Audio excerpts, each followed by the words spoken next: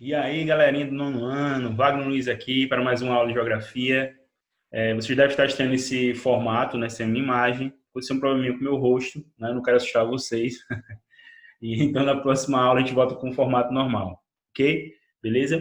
Então, pessoal, a gente vai continuar na Ásia, né? Vimos ali os aspectos físicos, vimos os aspectos humanos, e agora a gente vai observar os aspectos econômicos, lembrando que a Ásia se destaca, né, no contexto econômico aí, beleza? Então, vamos entender as principais atividades econômicas, as principais potências e também tigres asiáticos, ok? Atividades econômicas. A Ásia ela se destaca, né, como os aspectos humanos e naturais, né, que são diversos, também na questão econômica, ela é muito diversa, né? Por exemplo, a gente observa muito bem o contexto ali do leste asiático, né, no extremo leste ali, questão de tecnologia, né, informática, né? Mas também nós temos outras atividades que se destacam. Por exemplo, ali na Ásia Ocidental, nós temos aí a questão agrícola, né, que se destaca em Israel, né? Temos também a questão do petróleo, né, no Oriente Médio, beleza? Então é muito diversa a questão econômica na Ásia, então vamos ficar atentos a esses pontos aí. Falando um pouquinho de Israel, vamos iniciar falando um pouquinho de Israel, que é uma potência, né, da Ásia Ocidental, vai se destacar por essa superação em relação ao contexto climático, né? Eles vão desenvolver um sistema de irrigação que é referência no mundo todo. Eles têm um sistema lá que é uma irrigação subterrânea, tem a questão de dessalinização da água, também eles fazem reaproveitamento da água de esgoto, também se destacando bastante no contexto de irrigação. Até o Brasil, com o atual governo, quer fazer uma associação nesse contexto para plantar no Nordeste, certo? Ainda está em discussão. Então, você deve compreender. Então, vai se destacar nesse contexto agrícola. Também a indústria, né, Israel está crescendo bastante, mas por enquanto ainda o destaque é a questão agrícola, principalmente em relação aí a flores, certo? Eles vendem bastante, ok? Já em relação à China, né, uma potência, né, segunda potência econômica, a China vem crescendo muito aí nos últimos 25 anos, com média aí de torno de 10%, né, ao ano. Ou seja, alguns estudiosos acreditam que ela vai superar os Estados Unidos ali na década de 40, né, a partir de 2040, né, mas isso são expectativas, certo? Se continuar esse crescimento econômico. Então vamos compreender um pouquinho como a China chegou nesse patamar. Esse processo, né, esse plano da China econômico começa na década de 70, quando o Mao Tse-tung ele morre, né, o ditador chinês.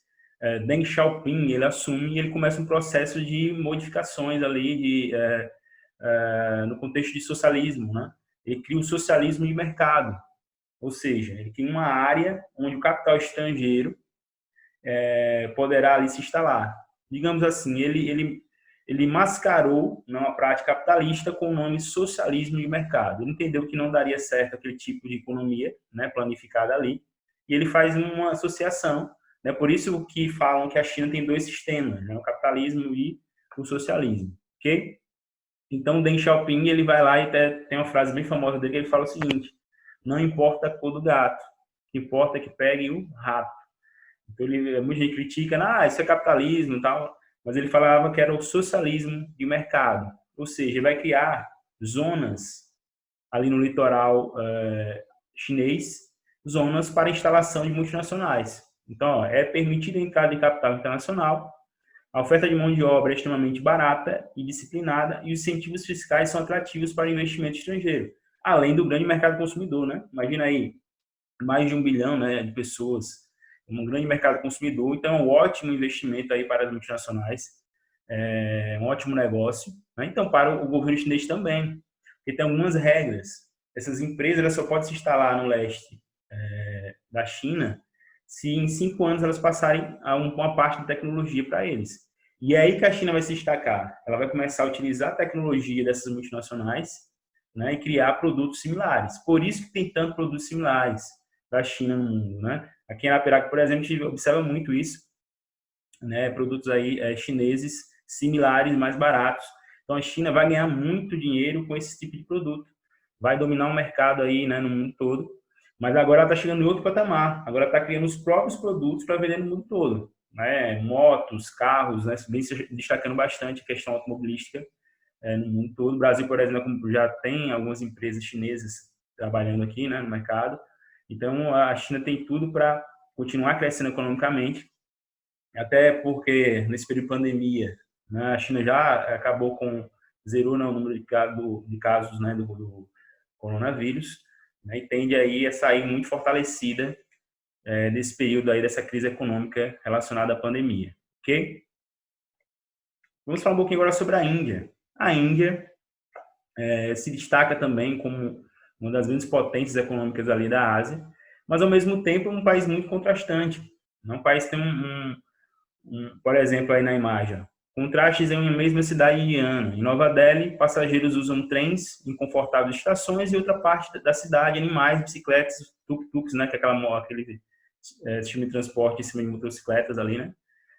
E aí você deve entender que é muito contrastante, né? Isso é um reflexo também do sistema de castas, né, que a gente viu na última aula, que gera muita desigualdade ali na Índia, ok? Então a Índia vem crescendo muito economicamente, vem desenvolvendo muito a questão industrial, principalmente a questão de informática, certo? Vem se destacando bastante, mas também vem mantendo a questão agrícola, potência agrícola também, certo? Então a Índia é um dos países aí que estão sendo cotados para se tornar a segunda economia do mundo. Certo? Isso daqui a 60 anos, a probabilidade aí dos economistas é que ela se torne a segunda economia do mundo. E isso, obviamente, se continuar nesse ritmo de crescimento, se não tiver nenhum problema, como a pandemia. A pandemia trabalhou bastante aí, tanto a China quanto a Índia, nesse contexto. Não o mundo todo, né? No caso, o mundo todo trabalhou bastante a questão econômica, mas se continuar nesse ritmo de crescimento, a Índia vai se tornar a segunda economia do mundo. Então, a perspectiva é que tanto a China como a Índia fiquem ali nos primeiros lugares ali em relação à economia, porque são países que têm uma grande mão de obra, né? Países investindo muito em tecnologia, então tem tudo para crescer, sim, ok? Japão, nós vamos entender um pouquinho como o Japão se tornou, né, também essa potência, lembrando que é a terceira economia do mundo, o Japão. O Japão, como a China também, começa esse processo na década de 70, superando todas as dificuldades, né, climáticas, todas as dificuldades ali em relação ao seu território, fica na área de convergência de placas, é formado por ilhas, né, tem as grandes 4 ilhas ali, mas são aproximadamente 4.000 ilhas, né, que formam o Japão. Então, mesmo diante de dificuldades como a ausência de recursos energéticos, para você ter ideia, o Japão compra muita energia da Coreia do Sul, certo? A gente tem vários problemas ali com a questão energética, por isso que eles utilizam a energia nuclear, certo? E a localização em uma área sensível a terremotos, vulcanismos, esse país é a terceira maior economia do mundo, apresentando alto índice de igualdade social, com 90% da população representativa da classe média, ok? Então, quando começou esse processo aí de crescimento econômico? Após a Segunda Guerra Mundial, nós sabemos que o Japão ele vai ser ali atacado pelos Estados Unidos, né? Se rende depois de 2 bombas atômicas, chocou o mundo na época, certo? No Hiroshima e Nagasaki. E aí você deve entender o seguinte: após a Segunda Guerra Mundial, muita gente pensava que ele ia cortar as relações, né, com os Estados Unidos, etc. Mas não. Na época, o governo se associou aos Estados Unidos para levantar a economia japonesa, né? Engoliu o orgulho e pegou o dinheiro dos Estados Unidos e investiu ali em uma mão de obra qualificada, instruída, fez uma parceria visando que ampliar as alianças ocidentais após a rendição, trouxe novas tecnologias, né, investimento em pesquisas científicas. Então, vocês devem entender que muita gente pensava que o Japão ia cortar as relações, mas não, o Japão começou a utilizar o dinheiro ali, investimento dos Estados Unidos, né? Lembrando que os Estados Unidos também estavam investindo no Japão, porque ele não queria que o socialismo avançasse, né? Lembrando que a China era socialista, e o socialismo não avançasse ali no Oriente. Então, fica atentos a isso também, certo? Então, o Japão vai desenvolver a plataforma de exportação, visando o mercado europeu e o mercado americano, já que o seu mercado consumidor era muito pequeno e as pessoas não tinham dinheiro para comprar esse tipo de produto, né, produtos de eletroeletrônicos. Então, eles visaram o quê? O mercado consumidor exterior, né, fora, né, na Europa e nos Estados Unidos. E eles vão observar o seguinte: vão ter que investir em indústria limpa, o território é pequeno, né, não pode poluir, né? Então, eles começaram a investir em indústria limpa, principalmente eletroeletrônicos. E aí vai ganhar um mundo, né? Vai se destacar bastante nesse contexto. E ao mesmo tempo que eles criam, desculpa, a plataforma de exportação, né, visando ali né, que é a mão de obra qualificada, visando o mercado externo e tudo mais, tecnologia, eletroeletrônico, indústria limpa, então essas características da plataforma de exportação. Eles também criam um modelo de produção, Toyotismo, na década de 70, né? Em alusão à fábrica japonesa de motores Toyota, a produção é automatizada e robôs são incorporados ao processo produtivo. Então, a evolução aí do Fordismo. O Fordismo colocava a esteira, mas eram pessoas que montavam ali os carros. A Toyota coloca a esteira e coloca robô. Então, o robô não falta, né? O robô não fica doente. Ou seja, foi um avanço muito grande no contexto industrial, nesse modelo de produção conhecido como Toyotismo. Lembrando que, além disso, na questão da robótica, utilizavam just in time, né? Ou seja, só produzia quando tinha encomenda. Eles ajustaram o tempo ali, né? Só produzia quando tinha encomenda. Eles não queriam fazer estoques e mais estoques ali de carros. E enquanto não tinha encomenda, faziam que manutenção das máquinas, cursos, etc. Ok? Então, just in time, mão de obra qualificada, robótica. Essas são as principais características do Toyotismo, diferentemente ali do Fordismo. Ok? Vocês devem observar o seguinte: o Japão ele vai passar por um processo de crise, né? O mundo todo vai passar por um processo de crise ali na década de 70. Por quê? Vai ter o problema relacionado aos salários do Japão. Nós sabemos que houve o choque do petróleo aí a partir de 1973, né? O Oriente Médio entra em crise, né? Ali conflitos, né? Relacionados a guerras árabes e israelenses, né? E eles entendem que os Estados Unidos estavam intervindo muito, né? Cria-se um ódio ali muito grande em relação aos Estados Unidos, e uma maneira que os árabes encontraram de atacar os Estados Unidos foi a questão econômica. Então, eles aumentam o barril do petróleo, desculpa, em 400%. Isso gera uma crise mundial, né, conhecida como o primeiro choque, né, do petróleo, em 1973. E o Japão estava em um crescimento econômico muito grande, e aí tem esse processo ali de estagnação, ali, né, de recessão. Então, o que eles fizeram? Eles tinham que economizar. Então, a mão de obra do Japão já era cara para eles. Os salários já estavam muito altos. O que eles fazem? Eles buscam países que têm uma mão de obra mais barata. E é aí que vai surgir os tigres asiáticos, pessoal, desse processo. Veja como tudo está relacionado. Uma crise que ocorreu lá no Oriente Médio, aumenta-se o preço do petróleo, vai influenciar no Japão, a questão dos altos salários, as empresas não vão conseguir pagar, então elas mudam para esses países menores para buscar mão de obra barata. Veja como está tudo relacionado aí. Então surgem os tigres asiáticos. Por que esse nome? Porque são dinâmicos, fortes e rápidos, certo? Então por isso esse nome. Esses países cresceram muito rápido economicamente, de forma dinâmica, de forma forte, certo? Muita gente pensa que envolve a questão do tigre especificamente, e não. Tem gente que pensa que é a questão do comércio relacionado a tigres, né? As pessoas quando ouvem esse primeiro nome aí, pensam que está relacionado ao animal de fato, ali, questão da venda dos animais. Nada a ver, pessoal.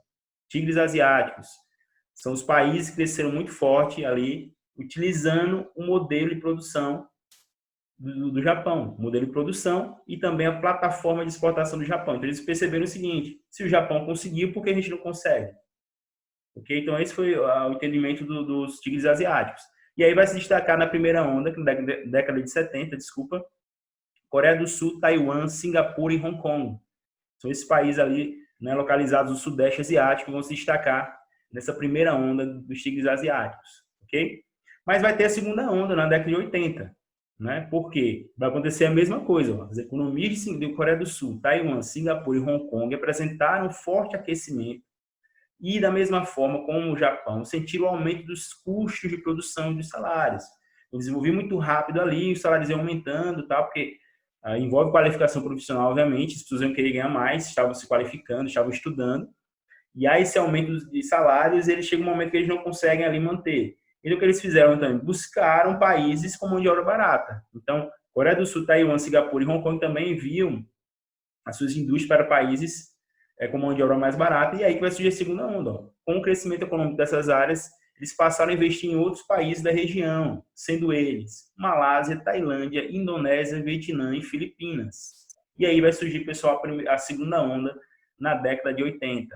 Então temos ali a primeira onda dos tigres asiáticos, Coreia do Sul, Taiwan, Singapura e Hong Kong. A segunda onda na década de 80, Malásia, Tailândia, Indonésia, Vietnã e Filipinas. Lembrando, isso é resultado ali dessa crise, né, que envolve o choque do petróleo, onde o Japão vai querer economizar os custos e manda ali suas indústrias para esses países, que eles entendem que podem fazer também. Eles percebem que o Japão cresceu economicamente, se tornou a segunda economia do mundo, com esse modelo de produção, eles começam a investir também no mesmo modelo, né, na plataforma de exportação, no turismo, e conseguem crescer economicamente de forma muito forte, dinâmica, né, e ágil. Por isso o nome Tigres. Ok? Então é isso, pessoal. Valeu. Essa é a aula mesmo. São os principais conceitos que eu queria passar para vocês. Espero que tenham entendido tudo. Então, na próxima aula, a gente volta para o formato normal ali com a minha imagem, beleza? Valeu. Até a próxima.